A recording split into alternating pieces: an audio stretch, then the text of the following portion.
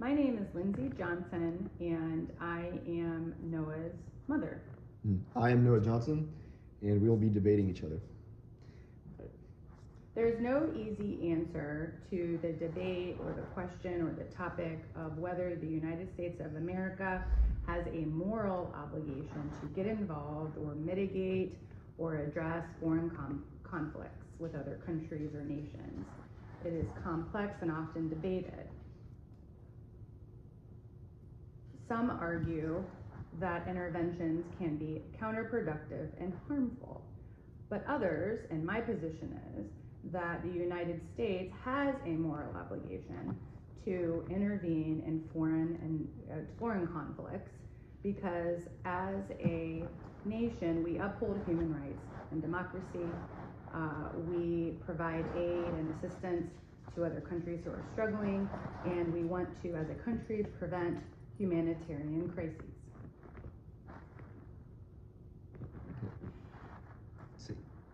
Are you now open for cross-examination? Yes. So you do agree that there's a moral obligation, so a moral necessity for the U.S. to intervene in foreign affairs for moral purposes, correct? I do.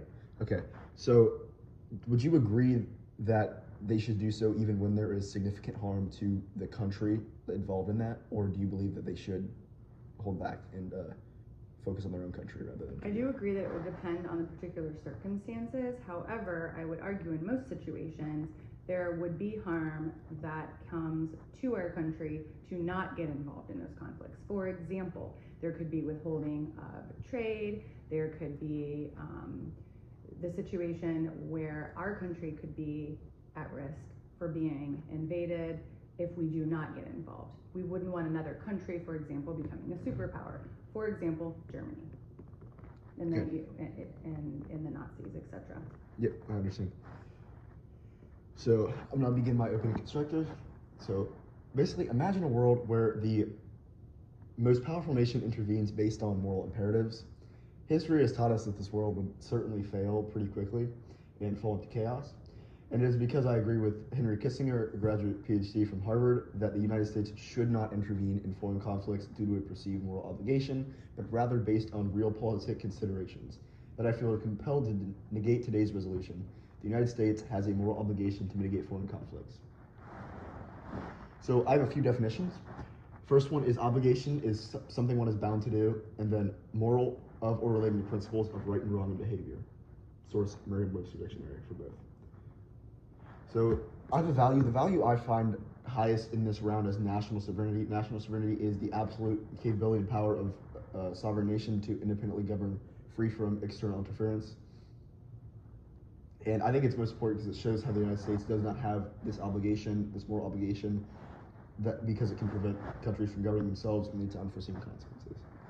And I think the U.S. should exercise restraint to uphold national sovereignty, prioritizing non-interference unless a threat is apparent or clearly foreseeable, and even then they should do so with caution.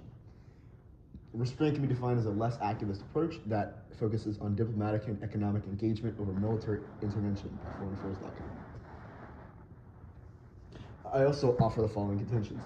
Moral duties are bounded by national sovereignty. John Locke and Thomas Hobbes state, to summarize, that a government's primary duties are to its own citizens. Even though there may be an obligation to, or a perceived obligation to help in foreign conflicts, the U.S. is morally obligated to itself and its citizens over the well-being of others, unfortunately.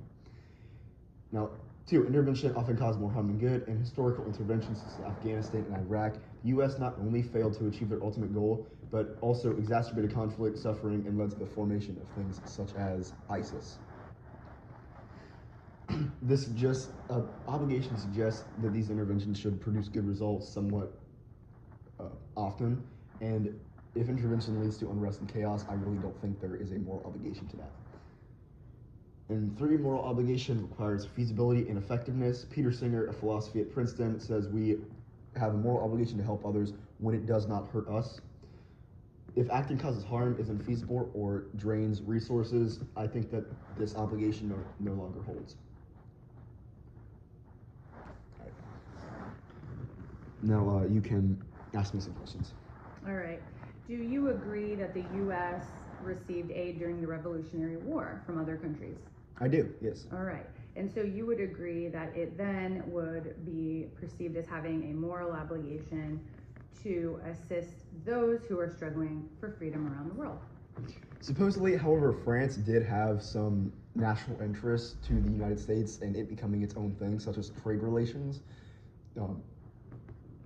The Britain and France had a sort of like more difficult trade relationship, I would say.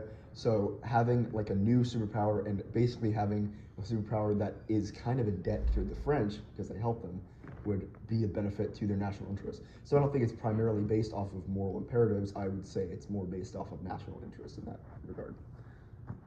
And do you believe that the United States, being a developed country with a democratic government, should intervene to protect human rights and to promote democracy around the world, especially when faced with autocratic regimes that can lead to widespread suffering?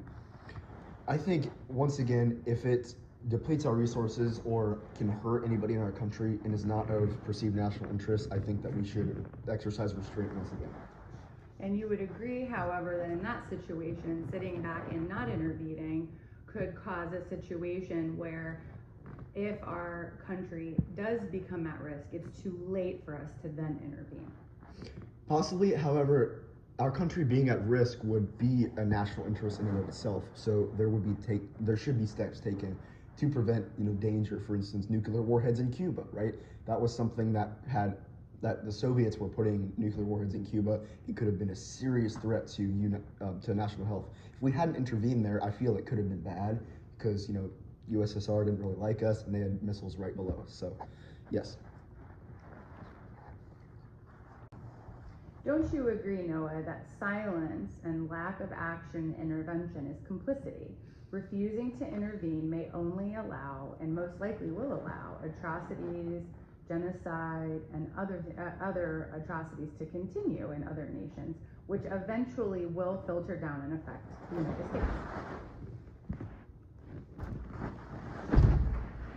I have conceived that there's like a difference between moral awareness and responsibility. For instance, witnessing a fire does not make one responsible to fight that fire.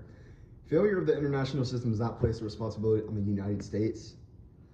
While unfortunate, Rwanda, as an example, was like of little national interest to the United States, and it was very difficult to solve by diplomatic means, and especially after the consequences of such interventions like Afghanistan, it would have likely been deadly for most Americans. And so, in situations like that, oftentimes it's very unlikely that it would be beneficial to us, unfortunately. But you would also agree that waiting to intervene could have disastrous consequences, because if there does come a time where intervention is necessary, waiting and allowing those atrocities to continue for a long period of time would make it impossible or very difficult to intervene successfully and could put the United States at risk. Well, theoretically, if you're exercising restraint and not using dollars and resources, then you should be able to potentially build up your national security to a level where it would be easier to fight such a thing. For instance, Afghanistan, we lost a lot of valuables, and if we had exercised restraint, we possibly would not have lost those valuables. Overall, in my debate, I have shown you that moral boundaries or moral duties are bounded by national sovereignty. Intervention often causes more harm than good, and that moral obligation requires feasibility and effectiveness. In a world where unintended consequences often follow noble intentions, it is not only wise but moral to exercise restraint. Thus, the U.S. does not have a moral obligation to mitigate foreign conflicts. I believe that I have demonstrated that the United States has a moral obligation to mitigate foreign conflicts.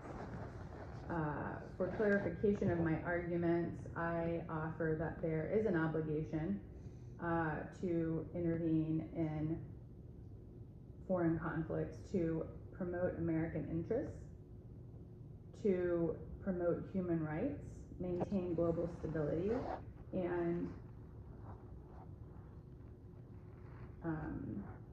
intervention may be necessary to protect U.S. citizens and businesses abroad or to defend U.S. allies from aggression.